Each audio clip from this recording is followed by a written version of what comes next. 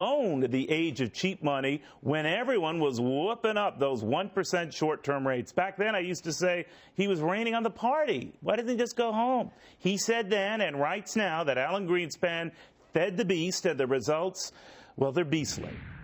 Not his book. Bill's book, Greenspan's Bubbles, all anyone is talking about these days. He's here with me to expound and probably say, I told you so. No.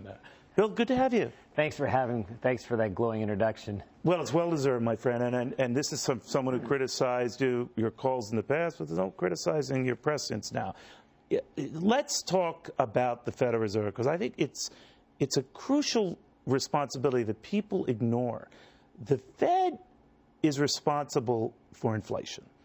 Don't let it get out of control. Don't let prices get out of control. Correct. But the Fed has dropped that in favor, my bias here, of appeasing the markets.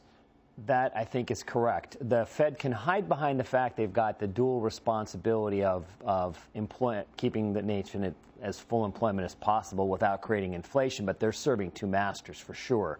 And behind the guise, I think, of promoting full employment, they've stopped worrying about inflation, and they stopped worrying about it long time ago, which is why we have the environment we have now, where we have inflation picking up even as the economy's sour in the wake of the housing bubble. And the excellent point you made, it's very difficult to get that genie back in the bottle, especially when the Fed's proclivity is to just pretend it's not happening and print more money. Well, let me ask you this. The Fed's argument for doing what it's doing now is akin to someone who says, all right, I have the grill outside my house on fire and my house on fire.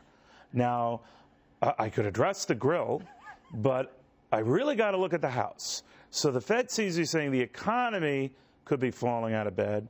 We might acknowledge there are inflationary prickles out there, but the economy's falling out of bed. What say you? Well, I think we live in a country that's known for its capitalism.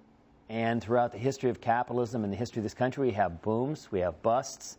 In the busts, the people that got reckless and act crazy and had the kooky ideas, they kind of get pushed aside. We set the foundation for the next recovery. We have a better, stronger boom. And that's the way it used to be. In the Greenspan era, it was always trying to suppress that bust.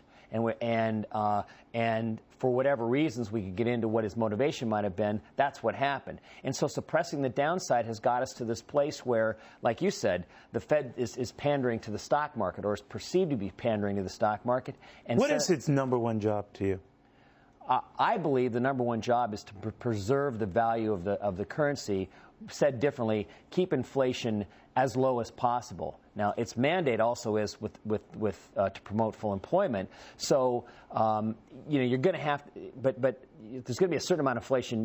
It's a political organization. You're never going to get away from it. But if they would keep inflation, the goal is we don't want to become Argentina, right? What happened there? Right? They would keep inflation low without the BS of hedonics, substitution, and all the things that they do now, and quit hiding behind X food and energy and anything else that goes up in price, and had an honest-to-goodness inflation rate that they kept at 2% or some number or lower because of the way they ran the money supply, instead of guessing that they know the right interest rate, we'd be better off. We wouldn't have these giant misallocations of capital. It's their Well, do you think arrogance. Ben Bernanke is any better than Alan Greenspan? No. He's been dealt a terrible hand, but he believes in the same myth.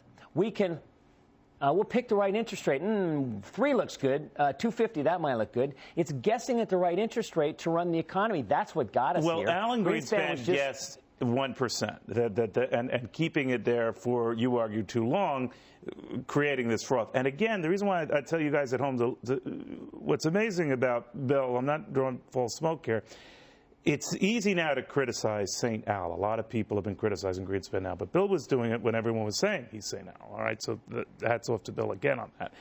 But you say he kept this going long and perpetuated the bubble and the very housing crisis we're dealing with now. Correct. So how do we reverse that? Well, I don't think we can reverse it in the sense of, the implication is, how do we reverse it painlessly? There's not. Well, the argument is you lower rates enough, will kind of ease the burden. But who is helped by lowering rates when inflation's already 4% at least, and probably higher, right? They should stop lowering rates. They should say, look, rates are too low. We're going to create more inflation even if housing prices go down in price. We're liable to have a recession, but you know what? We've had them in this country. It's not the end of the world. If we keep pretending... Well, severe recessions are. 70s-type experiences versus the 2001 experiences. That came about because of an inflationary problem that got way out of control, right? Right. This genie's not going back in the inflation. Well, what I raised at the beginning about stagflation, how realistic a threat is that now? Well, let me ask you, it's very real, okay? I don't know if we're going to get to Carter-like levels, but it's very real. And how did we get out of that? Volcker came in, said we're going to target the money supply, something that has a correlation to economic activity. They broke the back of inflation. Was it fun? No. Was it painful? Yes. Did people go bust? Yes. Then we set the stage for 25 years of really good growth that got... Then the Greenspan era of doing all this easy money, we're going to have to take a little pain. I don't want that to happen. But is there some benefit, real quickly, of just artificially keeping rates low to get us over a housing hump? Well, they don't have to be so high as to be painful, but artificially low is going to promote more misallocation of capital and feed the inflation problem we have. But if it keeps millions of homeowners in their homes, you're saying even that isn't doing anyone a service. No, and I don't think the level of rates is not the problem now. It's the resets, it's the weird mortgages that were created that shouldn't have been created, and now the asset that has all the debt against it is going down in price. Okay. So you pick a rate, and we're going to solve the problem of inflation and start sound money, and then we'll tinker if we have to make it as least painful as possible. All right. Bill Fleckenstein, the man who Alan Greenspan will not be inviting to his holiday party this year, or any party. All right. Greenspan.